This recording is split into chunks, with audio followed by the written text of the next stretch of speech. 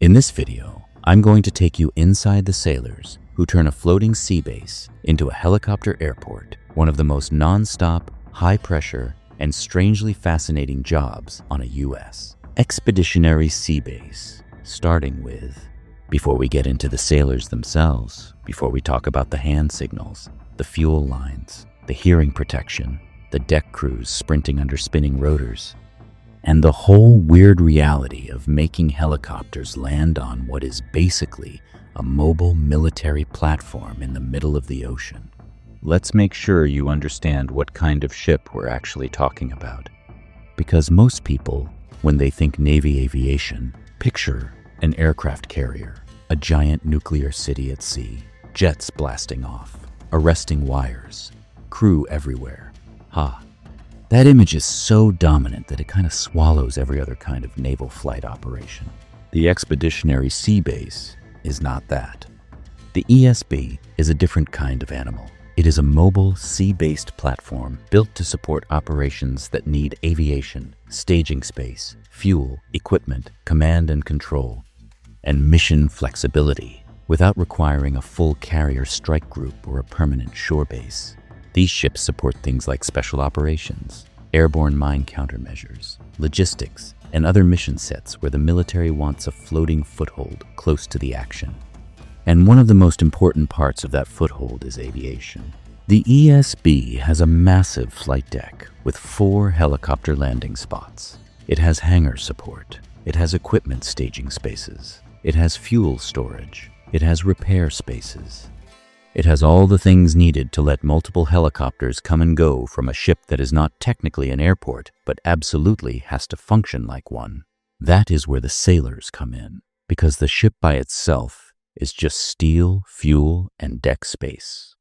The reason it turns into a helicopter airport is because a whole group of sailors make that happen. Safely, repeatedly, day and night, in heat, wind, darkness, salt spray, and whatever else the sea decides to throw at them. Here is the thing civilians tend to miss. Helicopters do not just show up on ships. Every landing on a sea base is a controlled event. Every launch is a controlled event. Every refueling, every rotor turn, every cargo transfer, every crew movement, every parked aircraft, every tie-down, every deck check, every safety call matters. On a normal airport runway, the ground is not moving. On a sea base, it is. The wind is different. The deck is limited. The margins are tighter.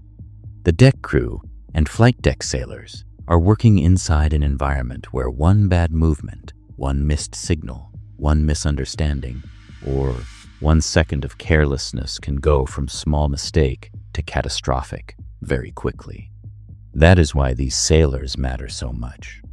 They are the ones who take this giant floating platform and make it usable for rotary wing operations. They create order around moving aircraft in a place where the deck is hot, the ship is rolling, and the consequences for sloppiness are brutal. If you want to understand this life, start with the deck. The ESB flight deck is huge by ship standards. It is one of the largest helicopter supporting decks the Navy has outside of its dedicated big deck aviation ships.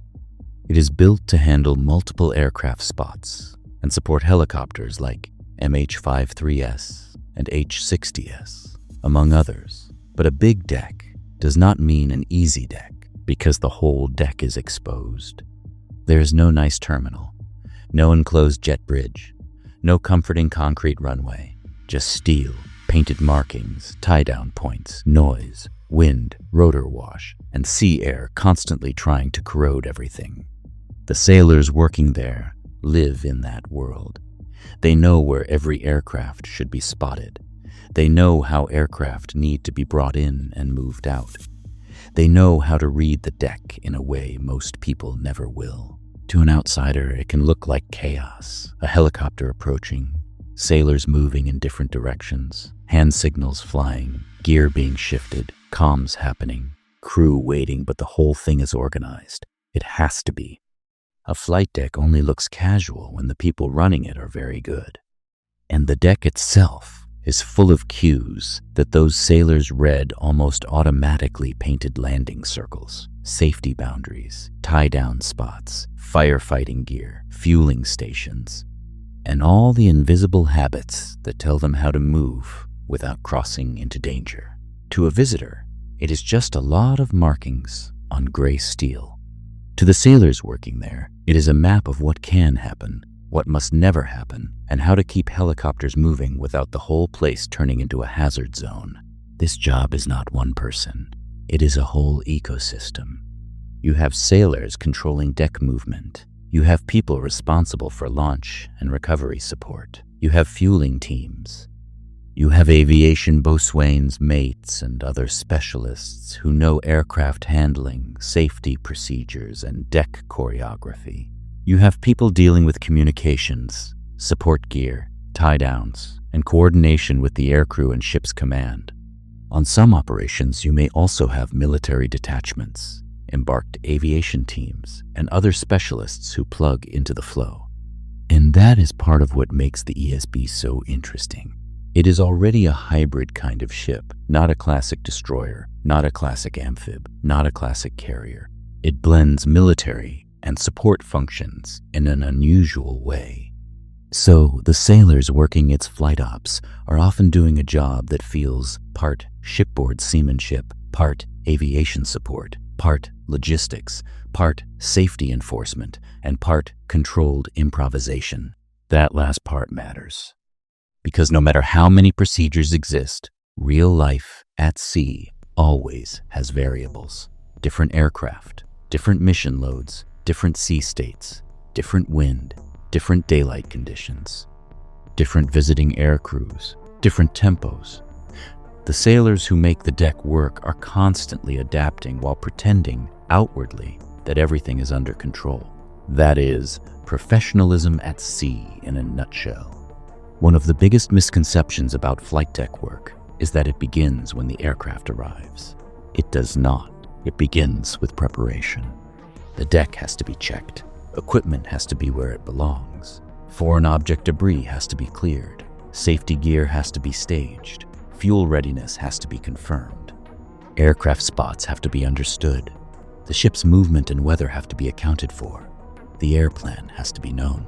Everybody involved needs a clear picture of what aircraft are expected, in what order, under what conditions, and for what purpose. That means briefings matter. Timing matters. Readiness matters. If the ESB is supporting a busy day of helicopter operations, the sailors are mentally in the game well before the first rotor comes into view. They need to be. Once the operation starts, there is not much room for, wait, what's happening now?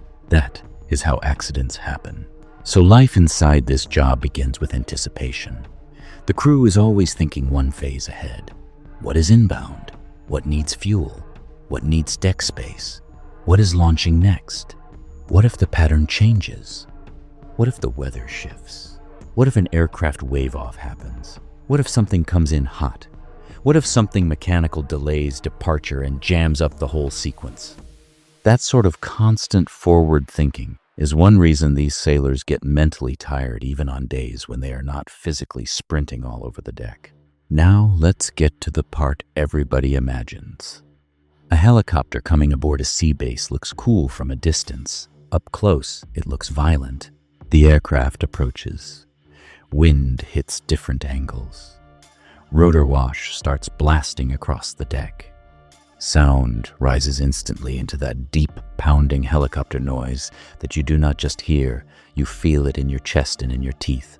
Loose gear becomes a hazard.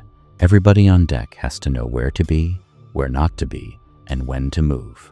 This is where the sailors who run the deck start looking almost like conductors. Hand signals matter, body language matters, timing matters. The air crew has to trust the deck crew, and the deck crew has to trust that the pilots are seeing what they need to see and responding correctly. There is a lot going on all at once, but it cannot look frantic. If it looks frantic, that means something is already wrong. A good deck crew makes a landing feel smooth, even when the environment is anything but smooth. And remember, the ship itself is moving. That never stops mattering. A land runway stays where it is. The sea base does not. So the sailors are helping create a safe landing zone on a platform that is living, shifting, vibrating, and reacting to the water under it. That is not normal airport work. That is something closer to precision labor inside a controlled storm. An airport is not just a place where aircraft touch down. It is a place where they get turned around. That same logic applies here. Once a helicopter lands on the ESB, the sailors are immediately part of the next phase. Secure it, move around it safely, tie it down if needed, refuel it if required, keep the area clear. Move cargo, move personnel, coordinate the sequence. Make sure the deck stays usable for the next aircraft. That is where the helicopter airport idea becomes very real. A sea base supporting helicopters is not just a floating helipad. It is trying to provide all the support functions that make repeated aviation operations possible. Fuel has to be available. Safety has to be maintained. Aircraft cannot just sit wherever they want. The deck cannot turn into a traffic jam.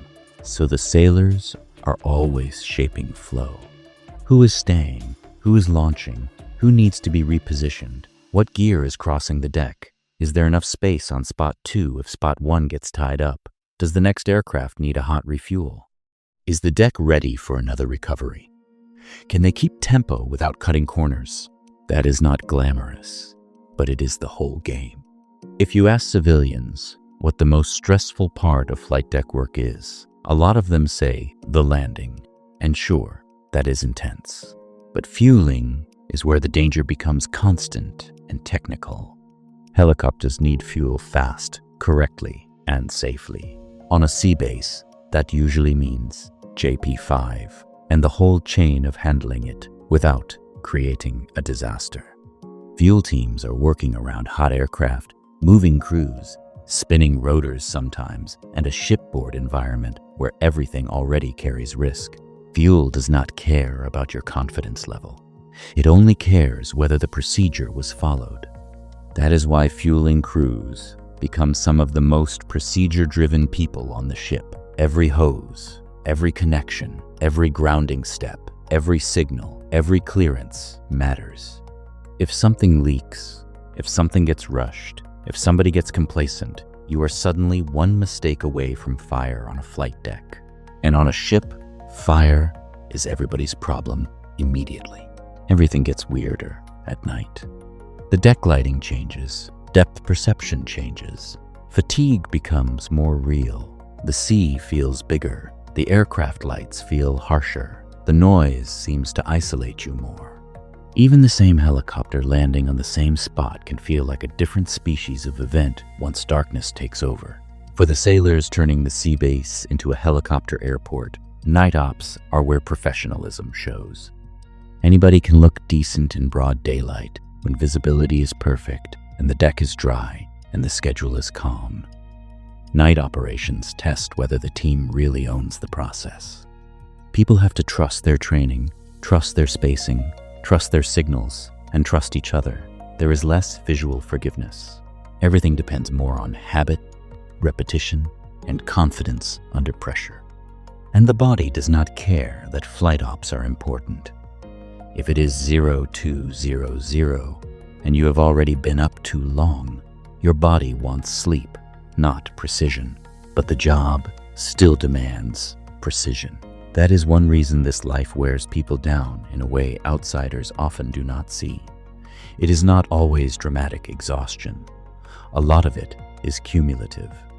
Noise, heat, sleep disruption, stress, and repetition stacking on top of each other until a sailor feels tired in the bones. Then the next helicopter call comes in, and everybody snaps back into task mode. One thing about turning any ship into an aviation platform: the environment always gets a vote. Wind matters, heat matters, humidity matters, sea state matters, visibility matters, ship motion matters. And sometimes that vote is not today or not like this, or only if you adapt fast. The sailors on the deck are living in that reality all the time. They are not in a controlled indoor system. They are out there, in the elements, making real-time adjustments as conditions shift. Maybe the wind over the deck is stronger than expected. Maybe the ship's motion is sharper than it was an hour ago. Maybe a helicopter is arriving with a heavier load than normal. Maybe the weather is technically still flyable, but mentally unpleasant enough that everyone gets sharper because they know the margin has shrunk. That constant environmental pressure is part of why the deck crew's job is so respected by people who actually understand it. The work is practical, physical, and highly procedural, but it also requires judgment. They are not robots executing a script. They are professionals reading a moving situation and holding the line between efficient operations and dangerous stupidity. This sounds funny, but it is true.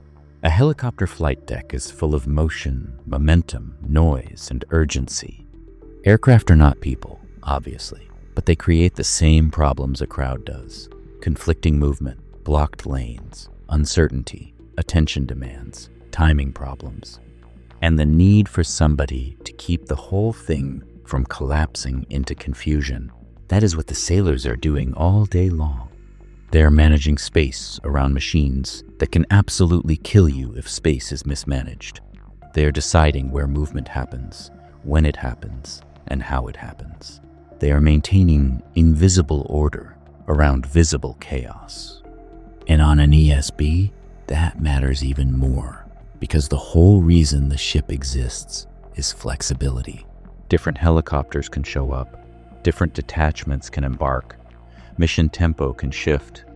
The ship can support mine countermeasures one day, special operations support another, heavy lift movements another. That flexibility is great strategically, but it means the sailors on deck have to be even better at adapting without losing safety discipline. This is one of the biggest truths of military life. Extraordinary work usually happens inside very ordinary living conditions. The sailors who turn the sea base into a helicopter airport do not go home after a shift. They go downstairs into ship life, racks, communal heads, chow lines, laundry, noise, steel passageways. Too little privacy, not enough quiet, weird sleep cycles, bad Wi-Fi. The same faces every day. The same metal around you all the time.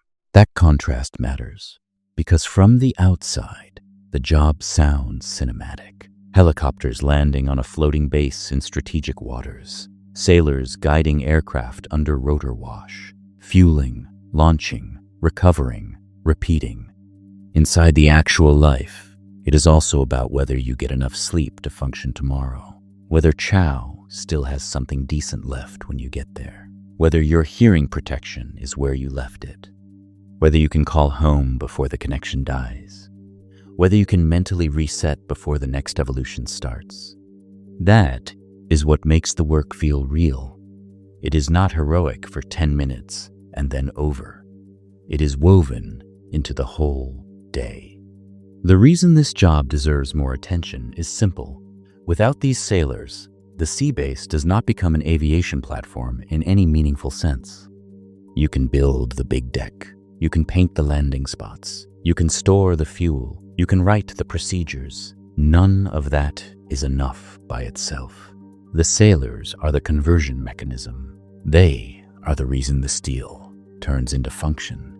They are the reason helicopters can actually use the ship repeatedly under real conditions with real tempo. They are the reason a platform designed on paper for aviation support becomes a living, working helicopter airport at sea. And that job is not only physical, it is also mental. They are constantly balancing safety, tempo, awareness, teamwork, and adaptation. They are working in an environment where the aircraft are large, the margins are small, and the ship never stops being a ship. That is why a floating sea base can look almost boring from far away and still be full of some of the hardest working people in the fleet. Because out there, Helicopter operations are not magic. They are built by sailors, one launch and one recovery at a time. So, next time you hear life inside the sailors who turn a floating sea base into a helicopter airport, do not picture some vague support role in the background. Picture a crew on a huge exposed deck, turning wind, steel, fuel, procedures, and pure coordination into something that lets helicopters arrive, land, refuel, and launch again in the middle of the ocean. That is not just support, that is the mission made possible.